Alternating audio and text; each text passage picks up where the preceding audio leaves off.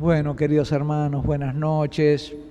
Vamos a pedirle al Señor que nos ilumine, a pedirle a San Pablo también que nos ilumine en este comienzo de la explicación de la carta de San Pablo a los Corintios.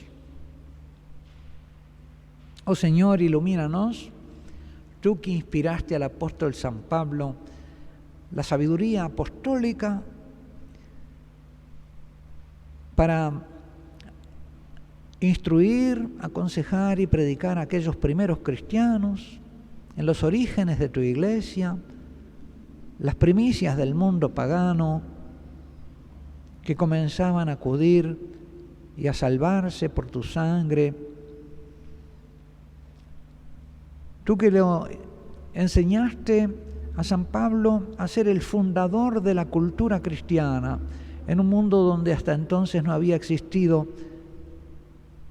donde solo se conocían las culturas griega, romana, judía o las culturas orientales. Tú hiciste de este hombre el fundador de la iglesia y el fundador de un nuevo modo de vivir sobre la tierra. Y le enseñaste a aquellos primeros cristianos que vivían en medio de aquellas culturas ajenas y adversas a no desanimarse por ser poquitos, sino a vivir según su vocación de hijos de Dios. ¿Cuánto tiene para enseñarnos a nosotros? Esta carta de Pablo, que vivimos en situaciones semejantes, en un mundo que cada vez reconoce menos los fundamentos de nuestra fe, que está en un proceso de apostasía y de enfriamiento. Te pedimos, Señor, que la enseñanza, la doctrina del apóstol Pablo nos oriente también y nos permita vivir prácticamente como hijos tuyos. Que sea esta cultura, la cultura de tu pueblo disperso y perseguido, la cultura feliz de los hijos de Dios. Amén. Bueno, vamos a comenzar. Les leo los primeros, ahí dice primera epístola a los Corintios, introducción. Dice destinatarios, saludo y acción de gracias. Vamos a leer primero ese parrafito. Pablo, lo leo y después lo comento, ¿sí? Pablo, llamado a ser apóstol de Cristo Jesús por la voluntad de Dios, y Sóstenes, el hermano, a la iglesia de Dios que está en Corinto, a los santificados en Cristo Jesús, llamados a ser santos, con cuantos en cualquier lugar invocan el nombre de Jesucristo, Señor nuestro, de nosotros y de ellos, gracia a vosotros y paz, de parte de Dios, Padre nuestro, y del Señor Jesucristo. Hasta ahí el saludo. Doy gracias a Dios sin cesar por vosotros, a causa de la gracia de Dios que os ha sido otorgada en Cristo Jesús, pues en Él habéis sido enriquecidos en todo, en toda palabra, en todo conocimiento, en la medida en que se ha consolidado entre vosotros el testimonio de Cristo. Así ya no os falta ningún don de gracia a los que esperáis la revelación de nuestro Señor Jesucristo. Él os fortalecerá hasta el fin, para que seáis irreprensibles en el día de nuestro Señor Jesucristo, pues fiel es Dios, por quien habéis sido llamados a la unión con su Hijo Jesucristo, Señor nuestro. Bueno, vamos a ir comentando. Pablo, llamado a ser apóstol de Cristo Jesús por la voluntad de Dios. Ustedes saben que Pablo se llamaba, como judío, se llamaba Saulo, y que en determinado momento, bastante temprano en su ministerio, cuando él empieza sus misiones, toma el nombre latino de Pablo, Paulus. El nombre hebreo Saúl, era el nombre del rey Shaul, que el pueblo de Dios se había pedido un rey. Danos, estamos cansados de ser gobernados por jueces y profetas. Danos un rey. Queremos ser gobernados por un rey nuestro que nos lleve a nosotros a luchar nuestras guerras. Queremos ser como todos los pueblos. Y Samuel le dolió que el pueblo pidiera eso, empezando porque él era hasta entonces el profeta que los gobernaba, pero segundo porque le dolía que no quisieran ser el pueblo de Dios gobernado por Dios. No querían ser gobernados directamente por Dios, querían un rey como todos.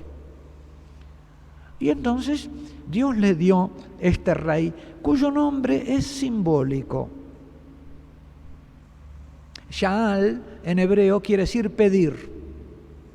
Y Shaul es el participio pasivo que quiere decir el pedido. Saúl era el rey que el pueblo había pedido, era el pedido, el exigido por el pueblo. De alguna manera el pedido por los hombres, ¿no? Pablo va a tomar el nombre latino Paulus, que a mi parecer expresa una experiencia suya de ser pequeño, porque Paulus en latín quiere decir pequeño. Él tenía una experiencia muy clara de ser el último de los apóstoles, de ser como un aborto, dice, y que una conciencia muy clara de que no tenía, de que todo lo que en él había era gracia, porque él había sido perseguidor, no tenía mérito ninguno y Dios lo había dado vuelta y hecho apóstol. De modo que él tenía una conciencia muy clara de su pequeñez y una comprensión muy clara también, quizá más clara que los otros apóstoles, que peleaban por el primer puesto, de que Jesús había predicado la pequeñez. Aprended de mí que soy manso y humilde de corazón.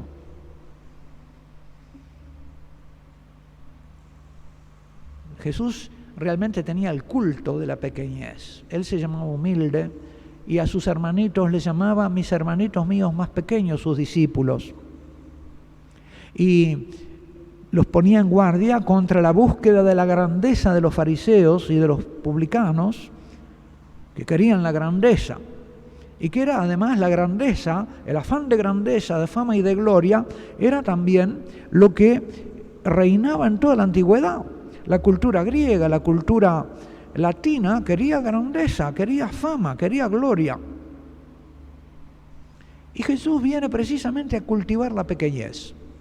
Si no os hacéis como niños, no entráis en este reino.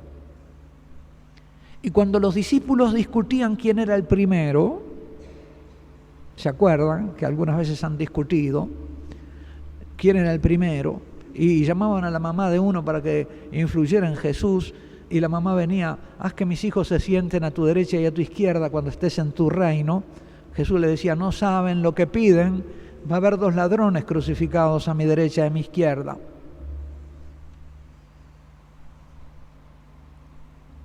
Y les explica a los apóstoles con mucha paciencia varias veces. Una vez le pregunta: ¿y qué venían discutiendo por el camino? Y ellos se callaron todos porque venían discutiendo quién era el mayor. Y entonces Jesús dice, se sentó. Jesús se sienta en el Evangelio para dar enseñanzas muy importantes. Se sienta en la barca para enseñar. Se sienta en la ladera del Monte de los Olivos para dar sus palabras últimas sobre Jerusalén y su futuro, y su decadencia y su ruina, y el mensaje sobre los últimos tiempos. Y se sienta aquí también para dar una enseñanza muy importante. Dice que se sentó, llamó a los discípulos, puso un niño en el medio y les dijo: el que recibe a este niño, mi nombre, a mí me recibe. Y el que quiera ser primero, que se haga como él. Yo pienso que con ese niño Jesús estaba representando a Pablo, a Paulus, el apóstol pequeño, con gran conciencia de su propia pequeñez, que iba a elegir precisamente este nombre como su distintivo, chiquito, poca cosa, Paulus.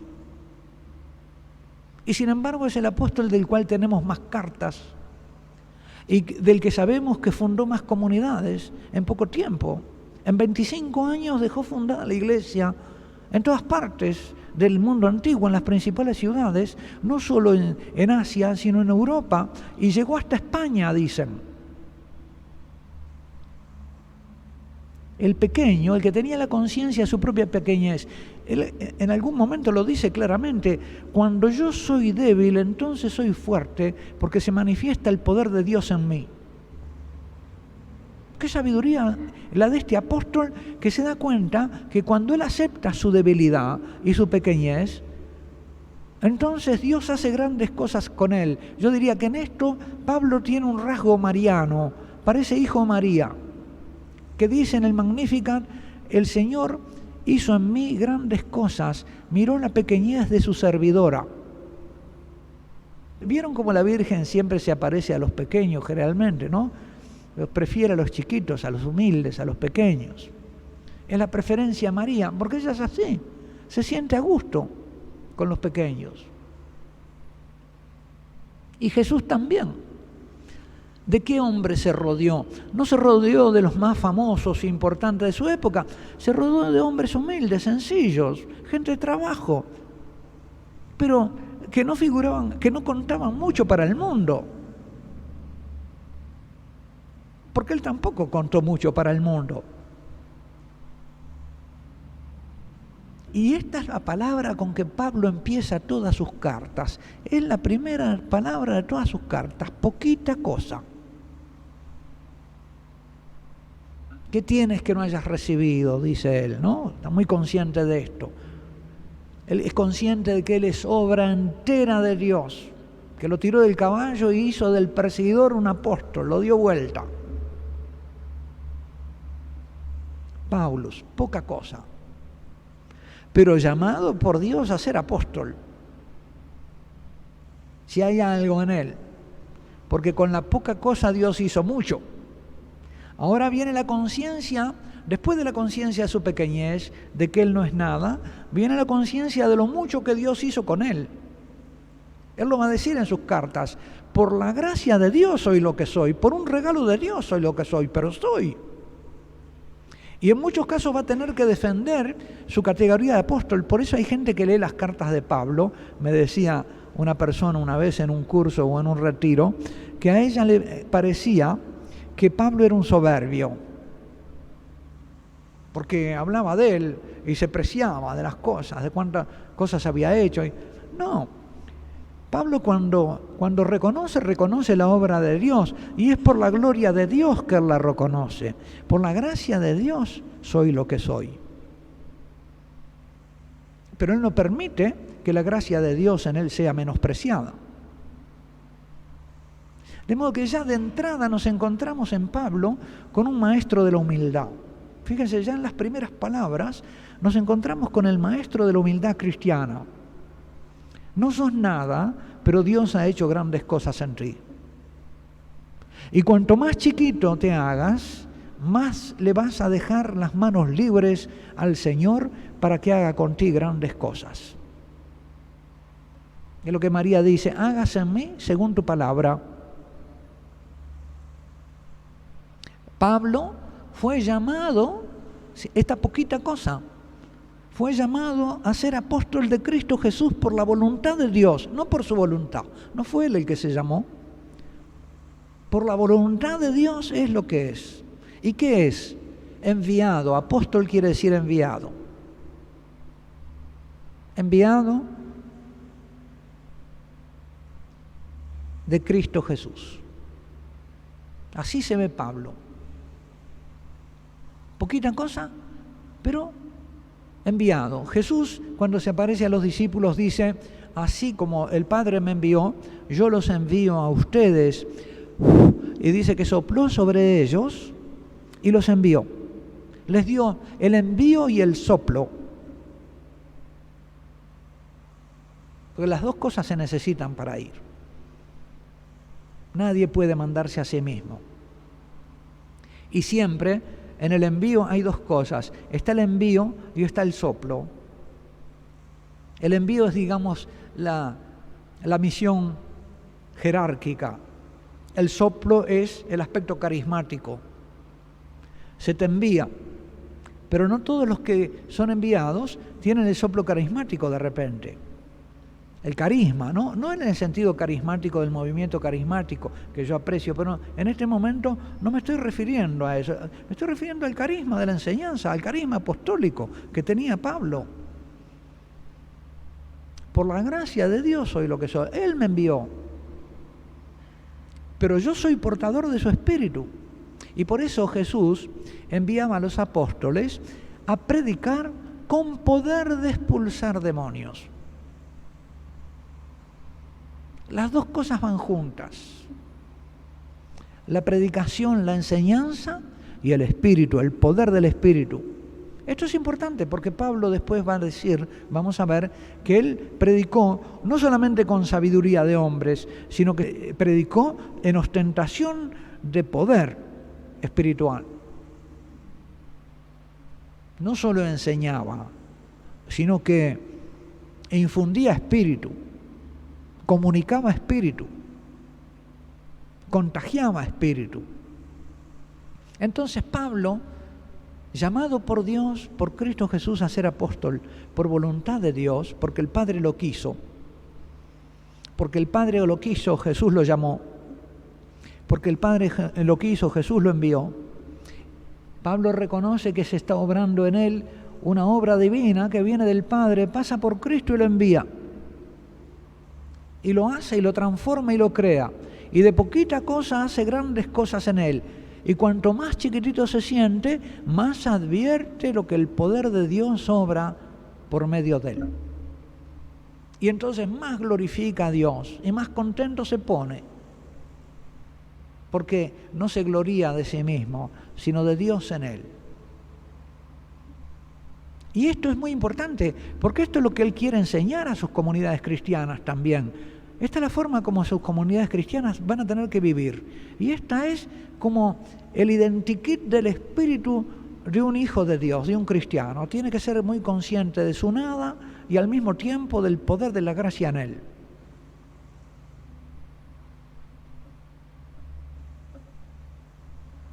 Y además Sóstenes, el hermano, qué lindo título, ¿no? Sóstenes el hermano. Sóstenes también es hijo de Dios. Yo soy hijo de Dios, Sóstenes también. Somos hermanos y estamos en esta misión ambos enviados. Jesús los mandó de dos en dos a sus discípulos. Y Pablo se muestra aquí también de a dos. Es él y Sóstenes. Como que en la iglesia se continúa el estilo de Jesús. Y el modo de hacer de Jesús, aún en cosas aparentemente no muy significativas como esto de mandar de dos en dos. ¿Por qué mandaba Jesús de dos en dos? Bueno, mandaba de dos en dos. Y Pablo dice que acá viene también con Sóstenes. Está enviado por Jesús de dos en dos.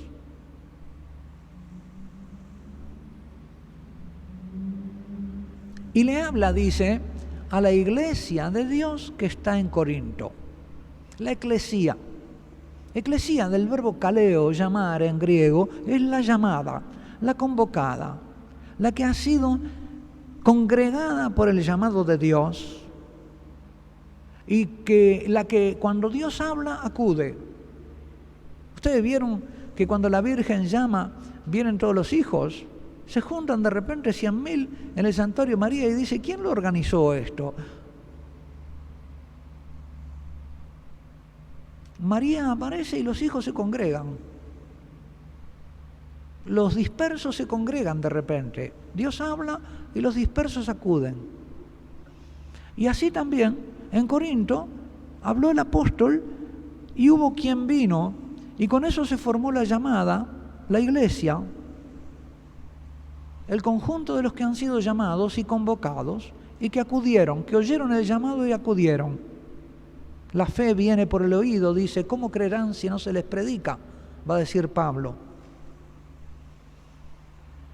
Y la iglesia que está en Corinto consta de ¿qué? De los santificados en Cristo Jesús, llamados a ser santos. Aquí hay como dos aspectos de la santidad. En el primer lugar, la santidad como obra de Dios que los ha santificado, los ha hecho santos en Cristo Jesús. Y aquí se alude al bautismo. Han sido santificados en Cristo Jesús, a la fe. Han creído en Cristo Jesús, se han bautizado, han sido hechos santos. Porque la fe los ha introducido en la comunión con Dios y les ha comunicado la vida divina, los ha hecho hijos. Hasta aquí la obra de Dios. Pero esta obra de Dios implica una llamada, dice, los santificados llamados a ser santos. Dios obra en nosotros una santificación que nos permite obrar como santos después. Pero se supone que la santificación de Dios la asumimos, la queremos y libremente la ponemos en obra. Sin esa santificación previa, nadie podría ser santo. Si Dios no lo hace capaz, no podría llegar a serlo. Pero no basta que Dios te haga capaz si tú no asumís la capacitación voluntaria y deseosamente y te pones con tu libertad a vivir de acuerdo a lo que Dios obró en ti. Es como un hablar de Dios que me santifica y un responder mío en santidad, que es como un amén a lo que Dios obró en mí. El obrar santamente según la voluntad del Padre. Es una santidad de respuesta a la nuestra. No es algo que nosotros le demos a Dios, nuestra santidad. Es algo que Dios nos da a nosotros porque nos permite vivir de acuerdo a esa santidad, que es beatificante. Llamados a ser santos. Acá no hay una llamada moral, no hay una llamada a portarte bien, que es como nos inclinamos a veces por nuestra mentalidad puritana a entenderla. Llamados a ser santos, llamados a portarse bien. Bueno, yo los hice santos, ahora pórtense bien. No, a vivir en comunión. Y la comunión con Dios es comunión de vida, por lo tanto comunión de amor y de felicidad. Es llamados a estar en comunión con Dios, a vivir siendo engendrados por Dios, pero engendrados a través del uso libre y del deseo libre de querer ser hijos y de hacer la voluntad del Padre. Entonces Pablo dice, se está refiriendo a ellos, pero ahora como que se le amplía el horizonte mucho más y del momento histórico empieza a referirse a una generalidad que nos abarca a nosotros, porque miren lo que sigue diciendo, con cuantos en cualquier lugar invocan el nombre de Jesucristo. Y acá se abre en la carta una dimensión universal en la intención de Pablo. Con cuantos en cualquier lugar. Le faltó decir y en cualquier tiempo. De modo que esta carta está en la intención de Pablo dirigida también a nosotros. Y a través de la intención de Pablo pasa la intención del Espíritu Santo, que lo inspira y que lo hizo hablar para nosotros también. Gracias, Pablo, por esta carta que nos escribiste. Pablo va a decir en algún momento de las comunidades a las cuales él cuidaba y pastoreaba, ustedes, dice, son una carta escrita. Ustedes son mi carta.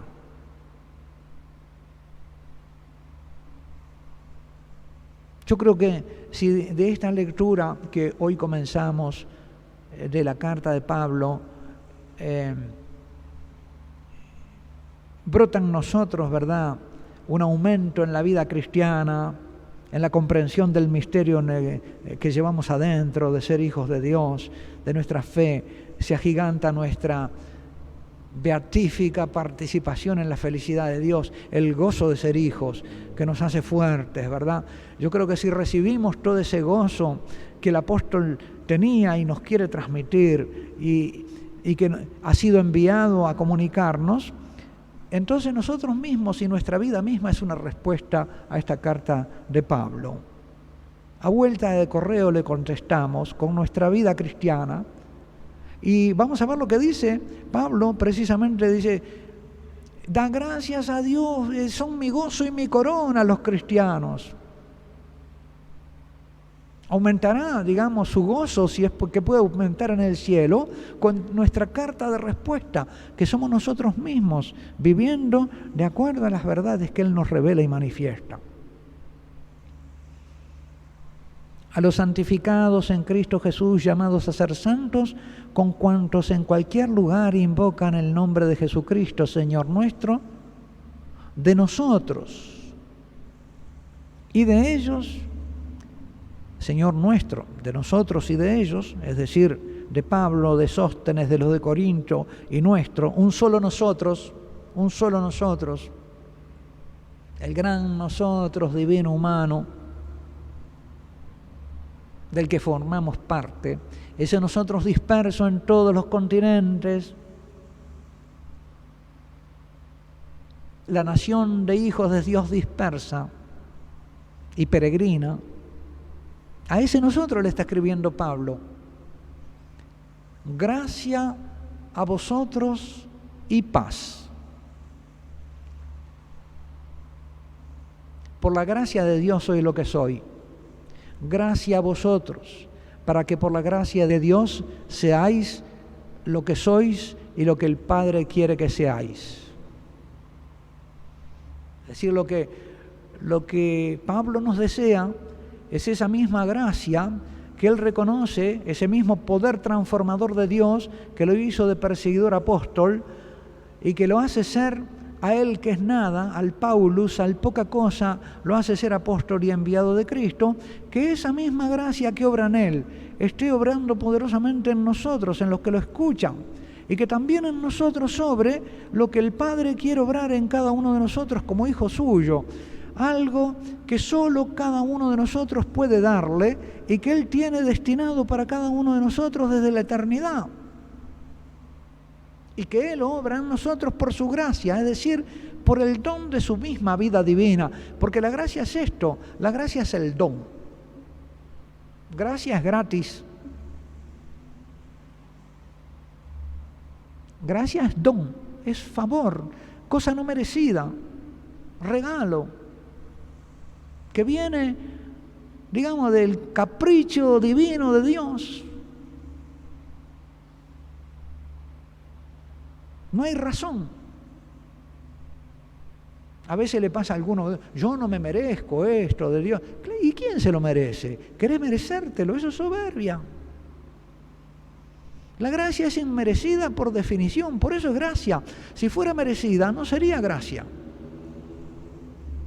Sería pago, retribución de lo que te mereces. Justicia entendida de lo humano. La gracia es precisamente porque no te lo mereces. Entonces, abrite, reconocela y alabá al Señor de la gracia, que da sin medida y no de acuerdo a los merecimientos. ¿Quién merece esta gracia? ¿Quién merece ser hijo?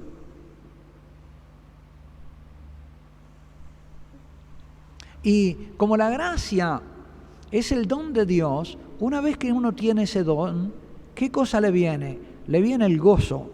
Porque cuando uno tiene un bien, tiene gozo. Y cuando ese bien es el bien supremo, es la vida divina, que no hay otro bien mayor, entonces también en la posesión del gozo y en la posición cierta del don, uno tiene paz. La falta de paz, la inquietud, viene cuando uno teme perder el bien. Pero este bien que es dado por Dios no puede temerse que se pierda, a no ser, digamos, porque yo lo tire. Pero de parte de Dios está seguro. Por lo tanto, me da paz saber que Dios, que el Padre me ama y quiere hacer mi hijo suyo, y que ciertamente tengo ese don de la vida divina. Eso me da paz. La posesión del bien me da gozo y paz. Y el bien lo recibo por gracia, gratuitamente. Paulus, por la gracia de Dios, apóstol de Cristo. Por la gratuita voluntad, sin méritos, transformó al perseguidor en apóstol. De la nada. La gracia y la paz es de parte de Dios, Padre nuestro. Siempre que Pablo dice Dios, está pensando en el Padre. Así que siempre en las cartas de Pablo, cuando ustedes lean Dios, es Padre, es el Padre. Cuando dice Señor, es más bien Jesucristo. Y después habla del Espíritu. Va a decir en algún momento, hablando de los carismas, los dones, los ministerios, va a decir que los carismas son obra del Espíritu, los ministerios son obra del Señor, que sirve, el servidor, ministro, servir, y todas las obras son del Padre. Así que nosotros recibimos los carismas del Espíritu Santo, los ministerios, que es el ejercicio permanente y reconocido por la Iglesia de los carismas en bien de la comunidad, los recibimos del Señor, y todas las obras carismáticas y ministeriales son del Padre. Jesús decía, yo obro lo que veo que el Padre obra. Y cuando habla de las obras, recuerdan ustedes el Sermón de la Montaña, termina diciendo, perfectos como vuestro Padre Celestial es perfecto. El obrar de los hijos tiene como modelo las obras del Padre. Pero además, las obras de los hijos las reciben los hijos del Padre, son un don de Dios. No son algo de lo que nos podamos preciar delante de Dios, sino que son algo que tenemos que agradecerle a Él, porque el Padre nos las da. Junto con la vida de ser hijos, nos da la capacidad de obrar como hijos. Por eso, ¿qué tienes que no hayas recibido? Versículo 4. Doy gracias a Dios sin cesar por vosotros. Es decir, el motivo de la alegría de Pablo, el dar gracias. ¿Qué es el dar gracias sino el reconocer la gracia? Estamos acostumbrados a decir, ¿no? Gracias. Pero ¿qué es el dar gracias sino reconocer la gracia? Cuando él ha hablado acerca de su ministerio, apóstol por la gracia de Dios, o cuando le ha dicho, les ha deseado la gracia a los cristianos, Pablo estaba dando gracias. Y ahora dice, doy gracias a Dios por vosotros. Reconociendo la gracia de Dios y sabiendo que esa gracia está en proceso de donación. Así como la santidad, santificados, llamados a ser santos, la gracia es algo que se nos desea, pero algo también que se nos reconoce existente, porque por la gracia de Dios somos lo que somos, pero se nos desea más gracia. Somos hijos de Dios, pero aún no se manifestó lo que seremos. Y estamos en proceso de filialización. Y en cada momento de nuestra vida estamos llamados a elegir entre el seguir siendo hijos o dejar de serlo. Y por eso en el Padre Nuestro pedimos, no me dejes entrar en la tentación, porque entrar en la tentación es salir de tu reino. Entrar en la tentación, no en una tentación, en esta o aquella, sino en la tentación por excelencia, la gran tentación que consiste en no portarme como hijo, en salir de mi condición de hijo, en olvidarme de mi Padre. Eso es la tentación.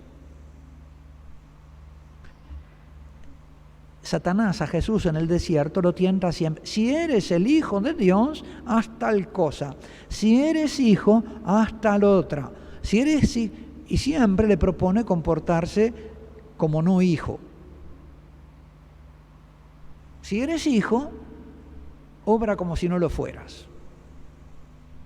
Así se podrían reducir las 3 tentaciones a Jesús. Y así se reducen las tentaciones a nosotros. Obra como si no fueras. Entonces la gracia es algo que hemos recibido y que tenemos que agradecer. Y que viéndola ya obrando en nosotros, produce en el apóstol alegría. Doy gracias a Dios sin cesar por vosotros, a causa de la gracia de Dios que os ha sido otorgada en Cristo Jesús. Pidió antes gracia para nosotros, pero ahora reconoce que ya está obrando en nosotros.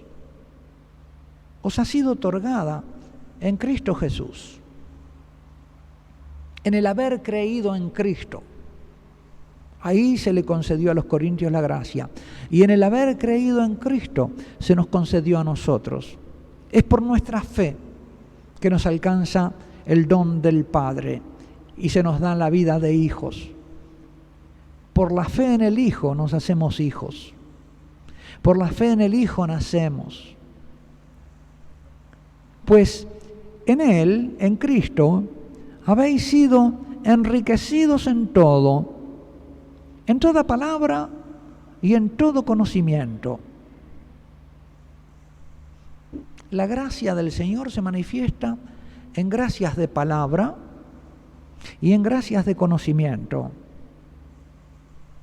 Aquí como que resume dos aspectos o divide dos aspectos de lo que es la gracia. ¿Y qué es la gracia de palabra, sino la gracia de comunicación con estas nuevas personas que llegamos a conocer? Las hemos conocido y hemos entrado en comunicación con ellas. Gracia de palabra, para hablar con el Padre. Abba, Padre. Eso es la gracia de palabra. Pero palabra no solo verbal, palabra del corazón, que es capaz ahora de enfrentarse a Dios y decirle tú, y reconocerlo como Padre desde una nueva conciencia filial. Yo soy hecho palabra ante el Padre. Todo yo hablo al Padre cuando me reconozco como hijo. Y eso es gracia de palabra. Yo me digo ante Dios como hijo cuando lo invoco como Padre. Y esto solo puede suceder porque tengo gracia de conocimiento. El conocimiento no es conocimiento curioso de cosas, sino el conocimiento santo de las personas. Nadie conoce al Padre sino el Hijo, y nadie conoce al Hijo sino el Padre y aquel a quien el Hijo se lo quiso revelar. Este es el conocimiento, la vida eterna. Y abundamos en ese conocimiento. Y la abundancia del conocimiento de Dios y de oración que hay en los fieles es lo que hace la alegría del apóstol. Y es lo que también, mirando esta comunidad, me imagino que lo alegra. Como alegra a cualquier corazón sacerdotal y apostólico. Y como los alegra a todos y nos alegra los unos a los otros y nos confirma. Y prosigue, en la medida en que se ha consolidado entre vosotros el testimonio de Cristo. Cristo aparece como testigo de las realidades divinas. Y cuando yo acepto ese testimonio por la fe, en esa misma medida entro en el conocimiento del Padre y en la capacidad de hablar con el Padre, en los dones de conocimiento y de palabra, es decir, de comunicación. Nuestra salvación es comunicación y comunión. Y la perdición del hombre está en permanecer incomunicado con Dios y en no tener comunión con Él. Más todavía, en aborrecer la comunión, en tener miedo de la comunión. ¿Qué tenemos que ver contigo? La negación de la comunión es el grito de los demonios. Esa sensación de extrañeza. ¿Qué tiene que ver Dios conmigo y qué tengo que ver yo con Él?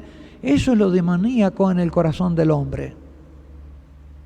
Y eso es lo que lo aparta psicológicamente o realmente de Dios. Porque en los momentos de desolación pasamos por sensaciones de ese tipo. Parece que Dios estuviera lejos. ¿Qué tiene que ver? ¿Soy algo para Dios? ¿Es Dios algo para mí? En esas oscuridades de la desolación solo podemos seguir caminando iluminados por la luz de la fe. Porque porque psicológicamente estamos a oscuras, pero nuestro espíritu permanece creyente. Y continúa el apóstol hablando y evaluando, diría, está haciendo como una evaluación espiritual de la comunidad de Corinto, el que la fundó. Así, ya no os falta ningún don de gracia. Es como una redundancia, don de gracia, porque la gracia es el don y el don es gratuito. No os falta ninguno de los dones que Dios regala a los que esperan la revelación de nuestro Señor Jesucristo, la manifestación, la parusía.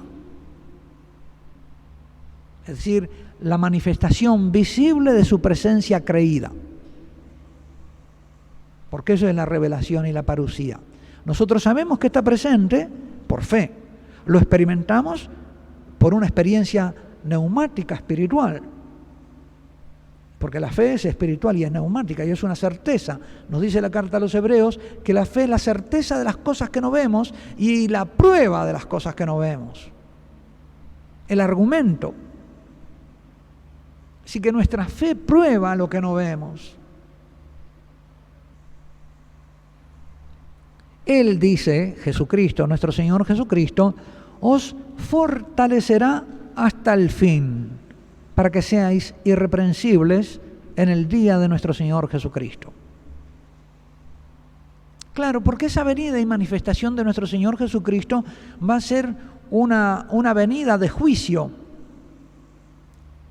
como lo es el día anunciado por los profetas ya en el Antiguo Testamento, el día de Dios, en que Dios se va a manifestar como un sol que va a ser achicharrador para los malos y beatificante para los buenos. Cuando se manifieste el día de Dios, los profetas, los malvados huyen como los murciélagos cuando amanece y los justos se ponen a cantar como los pajaritos en la rama. Pero es un sol que tiene efectos contrarios según sea la disposición contraria de aquellos a los que ilumina. A unos los achicharra con su presencia, los destruye y los enciende en la llama de su juicio. Y a otros los ilumina y los baña en su luz. Entonces, como estamos en prueba, necesitamos fortaleza. Y acá aparece el tema de la fortaleza. Él os fortalecerá. Porque si tenemos todo don de gracia, es verdad que llevamos un tesoro en vasos de barro, va a decir Pablo en otra situación y en otra ocasión. Es decir, que el don de Dios está en nosotros, pero somos frágiles y estamos sometidos a la tentación, a la lucha. Y necesitamos ser fortalecidos. Y esa fortaleza también es gracia que nos sobreviene. Porque uno de los dones del Espíritu Santo es precisamente el de la fortaleza. Y Pablo dice... No sé si en algún momento pasó la sombra de un temor por el pensamiento del apóstol acerca del futuro, de una preocupación acerca del futuro y de la perseverancia de sus fieles. Y si pasó, él la disipa con este acto de esperanza, en que él reafirma su fe, en que la obra que comenzó el Señor en nosotros, Él la va a continuar. Y que no dejará que caiga ninguno de nosotros y nos preservará, haciéndonos fuertes en todas las tentaciones. ¿Y por qué? ¿Cuál es el fundamento de esta esperanza del apóstol? Viene inmediatamente a continuación, porque fiel es Dios. Y fiel, sabemos que tiene acá el sentido de digno de fe, confiable. El Señor merece que confíes en Él. Es confiable. Fiel es Dios. Digno de fe es aquel Dios por quien habéis sido llamados a la unión con su Hijo Jesucristo, Señor nuestro. Y esta unión la concibe Pablo a la luz de su concepción del cuerpo místico de Cristo, en que Cristo es la cabeza y nosotros somos sus miembros. Es decir, hemos sido unidos al cuerpo de Cristo como miembros y hemos sido unidos a Cristo como hijos de Dios en el Hijo. Es un solo como organismo espiritual de los hijos de Dios, que es una nación santa, un pueblo elegido, pero un hijo, una personalidad mística, en que todos son hijos en el Hijo. La nación de los hijos. Hemos sido unidos a Cristo, Señor nuestro. Hagamos una pausa para meditar esta introducción. Me pasé largo del tiempo. El riesgo de que los canse. Oh Señor, te pedimos que nos des la inteligencia espiritual de las Sagradas Escrituras, la comprensión de los dichos de Pablo, y que aprendamos también en sus cartas el ABC del lenguaje espiritual, del lenguaje católico, para que aprendamos también a utilizar los términos en su sentido preciso. Están amenazados por la erosión de la cultura pagana, por la profanación de las palabras santas. Enséñanos este lenguaje y danos también a vivir y a desear estas realidades que el apóstol nos enseña.